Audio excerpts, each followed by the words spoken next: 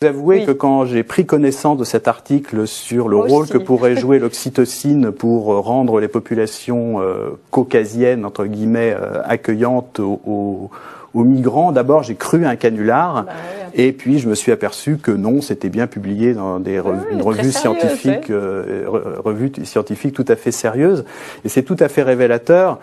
Vous voyez, on pourrait dire qu'au départ, l'intention, elle est généreuse puisque c'est pour rendre les gens plus altruistes, plus accueillants. Et en même temps, pour le faire, on les traite exactement comme du bétail.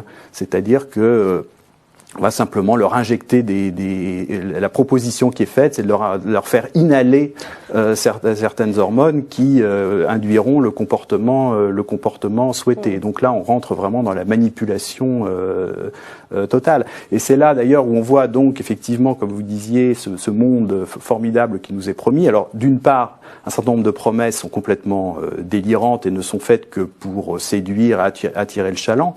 Et puis par ailleurs, on voit bien que dans ce monde-là, c'est pas du tout un monde où tout le monde est sur le même plan, mais il y en aura qui seront évidemment beaucoup plus augmentés que d'autres, et puis il y aura ceux qui décideront pour les autres. Donc en fait, c'est une forme d'esclavagisme. C'est au contraire une société qui promet d'être beaucoup plus stratifiée. Oui. D'ailleurs, ceux qui sont vraiment honnêtes, des hommes augmentés, puis des chimpanzés du futur. Ah bah c'est pas moi qui en parle, c'est Kevin Warwick, oui. qui est un Anglais qui est particulièrement un adepte particulièrement fervent du transhumanisme et qui dit que de toute façon chacun sera libre ou non de choisir l'augmentation, mais que ceux qui ne s'augmenteront pas seront par rapport aux augmentés comme ce sont les chimpanzés par rapport à nous-mêmes et promis au même sort, c'est-à-dire soit voir leur habitat se réduire comme peau de chagrin et disparaître, ou bien pour survivre pour quelques-uns d'entre eux dans des zoos.